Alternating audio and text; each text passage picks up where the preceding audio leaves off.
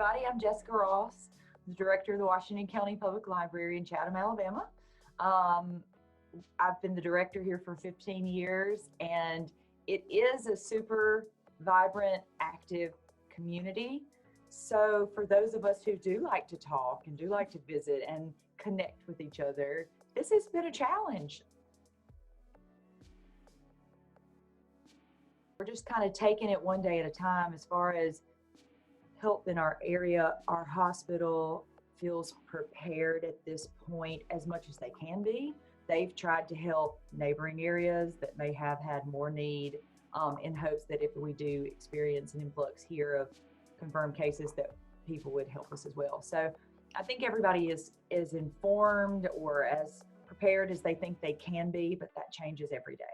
So we've had only a handful of cases confirmed so far.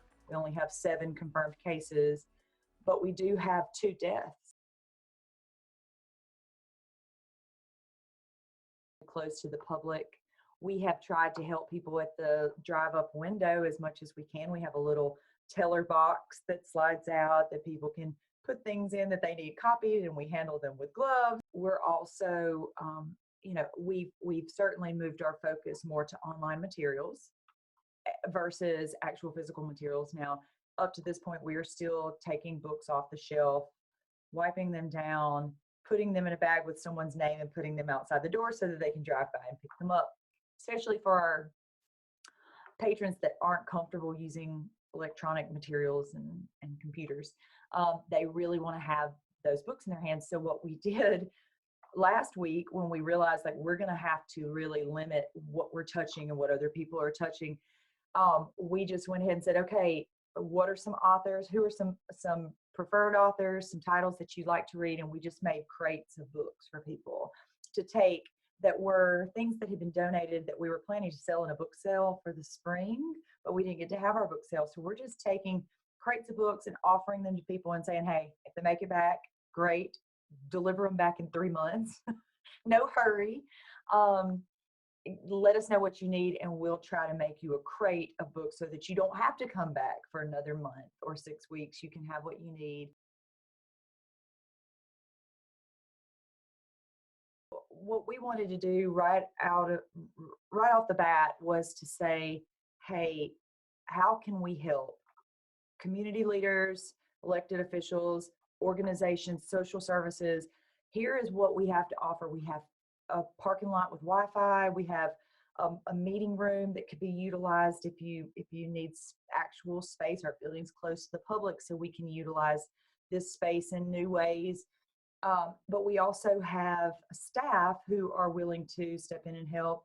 So what we were able to do is, I think they took us up on the offer to jump in and help, and said, hey, could you lead a meeting for the emergency management agency here so that we could coordinate all of our community organizations and officials that are planning out, are preparing a response to the crisis. Could you connect us all? And we said, yes, of course we can. We scheduled a Zoom meeting, invited 100+ people in the community to join in. And we've had really a weekly meeting so far just to inform the leaders of the community on giving the hospital a platform and an opportunity to say, hey, here's what we need, here's what we have, here's what we're looking for, trying to help them prepare and get the word out in a broad way. We also just this week hosted a blood drive at the library. We thought that we were hosting the Bloodmobile to pull up at the library and actually use our parking lot, but unbeknownst to the hospital, they stopped the operation of those mobile units just 2 days before. And so everyone was quite surprised when the full van shows up and gets ready to set up a full blood drive inside the library. But you make it work, and we just, as soon as the hospital made sure that they could do that and host it in a healthy, safe, responsible way, we set up tents outside. Fortunately, the weather cooperated. We used our back room. We made sure that people had everybody had plenty of um, PPE equipment. They were wearing masks. They had the gloves that they needed, and they were keeping a responsible distance, and our blood supply was critically low. And so you think, oh my gosh, in the middle of everything, you really want to have a blood drive and like stick needles inside people in the library. But that was a need that we would have never imagined. But the hospital said, hey, we have got to have a blood supply. Can you help? And we're like, sure, use our library for a blood drive. Absolutely. Whatever you need, we'll find a way to make it work.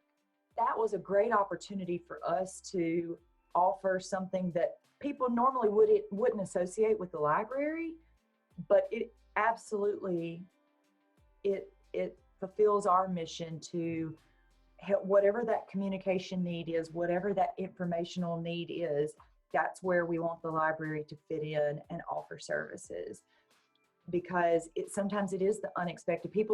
A lot of times people don't expect to need the library. They don't expect that their printer's going to go down or their computer's going to crash in the middle of their term paper, and then they have to come to the library. And that's really, you may not need us every day. A lot of people do need us every day, but you may not. But we're here when you do need us. We're going to be here for family members that are needing internet or assistance with collecting books for entertainment and educational purposes, but we can also be here to help our community leaders with technology and resources that maybe they don't need all the time, but it's nice to have them. While we're working from home, one of the assignments that we had talked about sharing as a staff is taking home the logs of our patron information and making phone calls to patrons to say, hey, how are you doing? We're thinking about you. And do you have your library card number? Can you access our online materials? Is there anything that we can help you with? Just to check on people and make sure that they know that we're concerned and we're thinking of them during this time. And so that's something that we're looking forward to, making some phone calls. And I mean, of course, we're wanting to update people's information and make sure that we can make good use of the time, but we really just want to connect with them. A lot of it is just preparing for what's next. At this point, everybody is so anxious and nervous. They're really just kind of, I think as they're distancing themselves right now, they may not have immediate needs, but a couple of months from now, when reality sets in and people are losing their jobs, we'll know more about the economic impact, I think, over time. But we're trying to prepare for the wake of this and how we can address things for the recovery, how we can best prepare our library to be that hub in the aftermath of this.